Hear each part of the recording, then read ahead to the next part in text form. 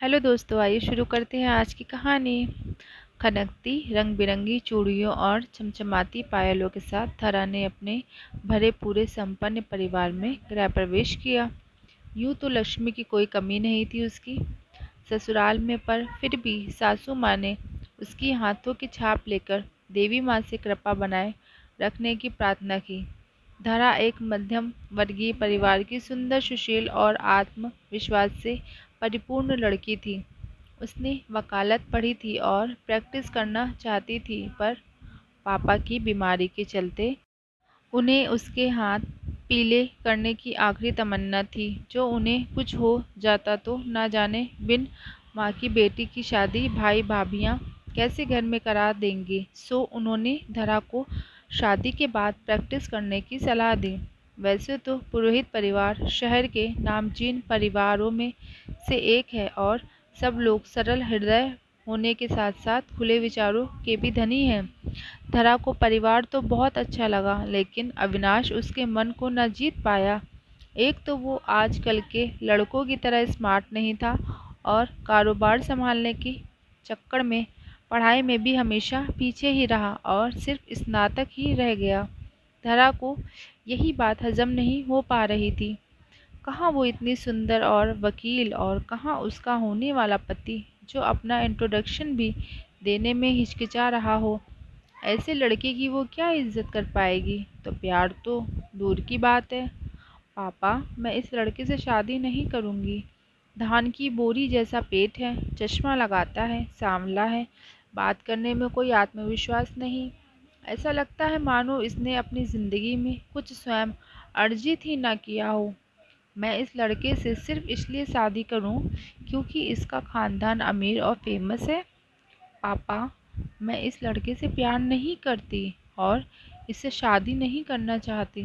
धरा ने पापा से कहा। बात आई गई हो गई। अचानक एक दिन जब धरा सहेलियों के साथ मॉल में थी, तभी उसकी भाभी का फ़ोन आया कि पापा को हॉस्पिटल में एडमिट कराया गया है और वो उसी को याद कर रहे हैं। धरा घबराई हुई हॉस्पिटल पहुंची तो पापा के शरीर पर नलियों के जाल को देख जैसे उसकी सांसें भी थम सी गई। भाभीयों ने बताया कि शुगर लेवल और बीपी अचानक बढ़ जाने से हार्ट अटैक आ गया। सो जल्दी से हॉस्पिटल लाया गया। पापा जी को 1 महीना हॉस्पिटल में गुजारने के बाद धरा ने पापा घर लौट आए और उन्होंने उसे समझाते हुए कहा, बेटा, रंग रूप तो बाहरी दिखावा है, भीतर की सुंदरता को पहचान। अविनाश बहुत सुलझा हुआ और शांत स्वभाव का लड़का है। वो तेरे जीवन की सरिता को नई दिशा देगा। रूप का क्या है, उम्र के साथ सब फीका हो जाता है, पर मन हमेशा सुंदर बना रहता है। अगर तुझे कोई और पसंद है तो बात और है। पापा, 2 बड़े भाइयों के होते हुए क्या कोई लड़का मेरी तरफ देख भी सकता है जो मुझे कोई और पसंद होगा। पर पापा, हर लड़की अपने जीवन साथी के लिए कुछ कल्पनाएं करती है, कुछ ऐसी विशेषताएं चाहती है जो उसके जीवन साथी को स्पेशल बना दे। क्या एक लड़की इतना भी नहीं चाह सकती। लड़के चाहे किसी भी लड़की से शादी कर सकते हैं बिना खुद को जज करे हुए, और यदि लड़की अपने मनपसंद लड़के से शादी करना चाहे तो उसे जज किया जाता है। मैं इसके खिलाफ हूँ पापा। धरा ने पूरे जोश में पापा से कहा। आखिर उस वकील से कौन जीत सकता था। बात आई गई हो गई। कुछ दिनों बाद धरा ने भी प्रैक्टिस शुरू कर दी और अपनी नई काली सफ़ेद ज़िंदगी में उसने उम्मीदों के न जाने कितने रंग भर दिए। सुंदर तो वो थी ही, और आत्मविश्वास उसके चेहरे को और अधिक कांतिमय बना देता था। एक दिन कारोबार के किसी केस के मामले में अविनाश भी कोर्ट पहुंचा हुआ था। उसने धरा को दूर से आते हुए देखा तो स्वयं को किसी पेड़ के पीछे छुपा लिया और छिप छिप कर धरा को निहारने लगा। अपने वकील से उसने धरा के बारे में पूछताछ करी तो पता चला कि वो फैमिली कोर्ट की बहुचर्चित वकील है। कई जटिल केसेस उसने अपनी वाक पटुता और कौशल से जीते हैं। अविनाश मन ही मन बहुत खुश हुआ और उसने अपना चश्मा साफ करते हुए यह निश्चय किया कि वो धरा को ही अपना जीवन साथी बनाएगा। सो अपने लाडले बेटे की अभिलाषा पूरी करने पहुंच गई उसकी माँ। फिर से धरा के आंगन उसका हाथ मांगने। तिवारी जी, मेरे अविनाश को धरा बहुत भा गई है। अरे, जब से उसे देख कर गया है तब से न जाने कितनी लड़कियां दिखा दी। इसे कोई पसंद ही ना आती है। धरा को जो दिल में कैद करके बैठा है बावला। अब तो आप सगाई का मुहूर्त निकालिए। हम भी धरा के घर आने की तैयारी करते हैं। धरा के पापा पुरोहितों को ना कह सके, क्योंकि इतने बड़े घर से बार बार रिश्ता आने का मतलब परमात्मा ने धरा के लिए अविनाश को ही चुना है। इस बात पर अब पापा ने मोहर लगा दी। धरा को भी वकालत करने के बाद प्रैक्टिस करने की परमिशन देने के हवाले दिए गए, पर उसने तब भी अपनी ज़िद नहीं छोड़ी तो पापा ने उसे समझाया, बेटा, मैं उन्हें किस मुंह से मना करूं? क्या उनसे ये कहना मुनासिब होगा कि उनका बेटा थोड़ा मोटा, थोड़ा काला और चश्मा भी लगाता है, इसीलिए हमारी धरा को पसंद नहीं है। देख तेरे भाइयों की तरफ, इनमें कौन से सुरखाके पर लगे हैं, और अब अपनी भाभीयों की तरफ नज़र घुमाकर देख, क्या इन्हें ऐसे पति मिलने चाहिए थे? बेटा, जोड़ियाँ ऊपर वाला बनाता है, वो जानता है हमारे लिए क्या सही है। अविनाश अच्छा लड़का है, तुझे खुश रखेगा। मेरी बात मान जा। इतने बड़े घर के लोग हाथ जोड़कर तुझे मांग रहे हैं। तू बहुत भाग्यशाली है बेटा। धरा ने अब हाँ बोल दी, पर उसका मन तो बिल्कुल नहीं था अविनाश को अपने जीवन साथी के रूप में स्वीकारने का। पर पापा और भाइयों के आगे उसने इस बार हथियार डाल दिए। घर में शादी की धूम थी। धरा की सहेलियां उसे अविनाश के नाम से जब भी चिढ़ाती तो वो गुस्से में आग बबूला होकर उन्हें भगा देती। खैर, शादी हो गई और धरा अपने ससुराल पहुंच गई। सारे रीति रिवाजों के चलते हर कोई नवयुगल को छेड़ रहा था। जहां अविनाश इन सबसे शर्मा रहा था, वहीं धरा को गुस्सा आ रहा था, पर करती क्या, चुपचाप होठों पर नकली हंसी ओढ़े सारी रीतियां निभाती गई। दिन सब रिवाजों को निभाते निभाते बीत गया। अब रात हुई तो धरा की धड़कन तेज हो गई। ठिठोली करती हुई नंदे उसे कमरे में ले गईं, जो फूलों से सराबोर था। वो नज़ारा देखकर धरा की हालत और पतली होने लगी। वो मन ही मन ना जाने कितने संकल्प विकल्प करती जा रही थी कि तभी अविनाश भीतर आ गया और उसने धरा से कहा, धरा, तुम थक गई होगी। आई इंसिस्ट कि तुम सो जाओ। कल भी आराम से उठना, किसी बात की कोई टेंशन मत लेना। देर तक सोने के लिए हमारे घर में कोई किसी को कुछ नहीं कहता। और अपना तकिया उठाकर दीवान पर लेट गया। धरा को थोड़ी हैरानी तो हुई, पर नींद उस पर इतनी बेसब्र हो रही थी कि वो बस थैंक गॉड कहकर सो गई। सुबह अविनाश के मोबाइल की रिंग से धरा की पलकें खुली। नज़र घड़ी पर गई तो 10:30 हुआ था। हड़बड़ाकर बिस्तर पर से ही उठी और रात के मेकअप और हैवी कपड़ों में ही सो जाने के लिए खुद को कोसती जा रही थी। तभी अविनाश बाथरूम से बाहर आया और धरा को गुड मॉर्निंग बोलते हुए अपने फ़ोन पर बात करने लगा। जब उसकी बात खत्म हुई तो धरा को दर्पण में निहारते हुए अविनाश ने उससे कहा, धरा, मुझसे शादी करने के लिए धन्यवाद। देखो तो सूरज की किरणों ने तुम्हारे चेहरे पर कैसा तेज बिखेर दिया है, जो ये दर्पण भी बटोरने में सक्षम नहीं है। मैं बाहर ही हूँ, तुम्हारा सामान यहीं रखवा दिया था, किसी नौकर से कहकर। जिस अलमारी में चाहो वहाँ रखवा लेना। ये कमरा उतना ही है तुम्हारा जितना मेरा, बल्कि थोड़ा ज़्यादा ही समझो।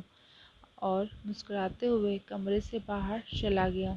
धरा ने जल्दी से दरवाज़ा बंद किया और अविनाश की बातों पर हंसते हुए सोच रही थी कि बेचारा कितने जतन कर रहा है मुझे रिझाने के लिए। बहरहाल धरा फटाफट तैयार होकर नाश्ते की टेबल पर आ गई और अविनाश से थोड़ी दूर पर बैठ गई। उसने नाश्ता करते करते सासू माँ से कोर्ट जाते रहने की अनुमति मांगी, जो उन्होंने सहर्ष दे दी। और देती क्यों ना, वो खुद भी तो एक डॉक्टर थी और बेबाक हॉस्पिटल जाया करती थी। फिर धरा को घर पर कैसे बैठा देख सकती थी। अविनाश ने धरा को कोर्ट छोड़ने के लिए गाड़ी निकाली और सोचा कि गाड़ी में थोड़ी बातचीत हो जाएगी। दोनों गाड़ी में कोर्ट की तरफ बढ़ने लगे। धरा को चुपचाप देखकर अविनाश बोला, मुझे लगता था वकील लोग बहुत बात करते हैं, पर तुम तो कितनी शांत हो। कोई परेशानी है तो मुझसे शेयर कर सकती हो धरा। अविनाश, गाड़ी वहाँ उस कॉफ़ी शॉप पर रोकना, बेहतर होगा हम बात कर लें। धरा ने कॉफ़ी शॉप की तरफ इशारा करते हुए कहा।